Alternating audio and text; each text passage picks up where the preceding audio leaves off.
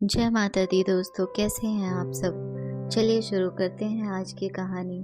ये फूल नारियल का पैकेट कितने का होगा माँ जी? सोनम ने महामाया मंदिर के सामने नारियल प्रसाद वाली महिला से पूछा। जी ये 51 का है, ये 101 का है और ये बड़ी चूनर के साथ 151 का। दुकान वाली महिला ने कहा।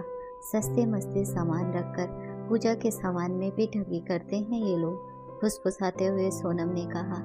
नहीं मैडम, पूजा के सामान में हम लोग प्रॉफिट नहीं लेते, एकदम हिसाब से ही पैकेट बना है। देखो नारियल ही 20 का होता है, फिर साथ में फूल, चूनर, अगरबत्ती और इसमें इलायची दाना भी तो है।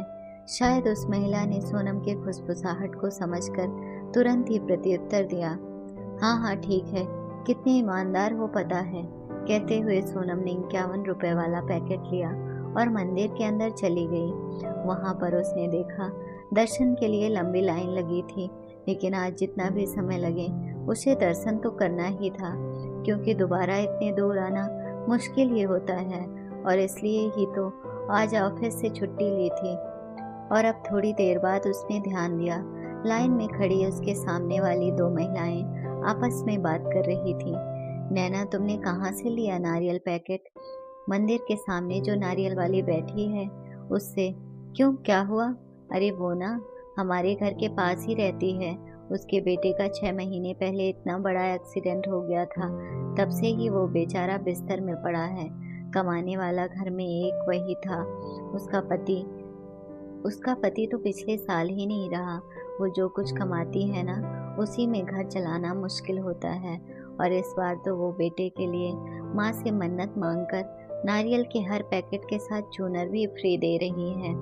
ये सुनते ही सोनम का दिल अचानक जोरों से धड़कने लगा और अब तो वो माताजी के दर्शन के बगैर ही लाइन से बाहर निकल गई। ये देखकर लाइन में खड़ी महिलाएं सोनम से कहने लगी, आपका नंबर तो आने ही वाला है, आप कहाँ जा रही हैं? तो हड़बड़ाते हुए घबराकर सोनम उनसे बोली, कुछ छूट गया है मेरा बाहर, वहां से आकर ही दर्शन करूंगी, वरना माँ का दर्शन अधूरा ही रह जाएगा। और अब जाते जाते ही वो सोचने लगी, अनजाने में ही आज तो मैं एक माँ की श्रद्धा का अपमान करने जा रही थी।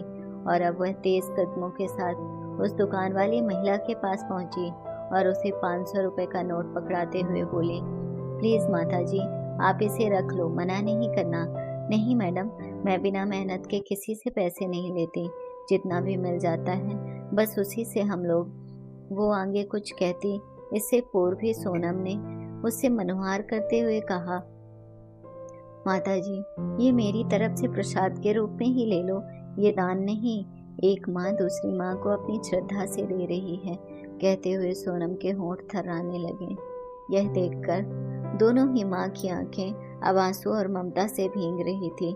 तभी मंदिर में मंत्र गूंजा, या देवी सर्वभूतेषु शक्तिरूपेण संस्थिता नमस्तस्यै नमस्तस्यै नमस्तस्यै नमो नमः। अगर आपको कहानी अच्छी लगी हो तो अपने दोस्तों के साथ भी शेयर कीजिए और कमेंट में ज़रूर बताइए कि कैसी लगी ये कहानी।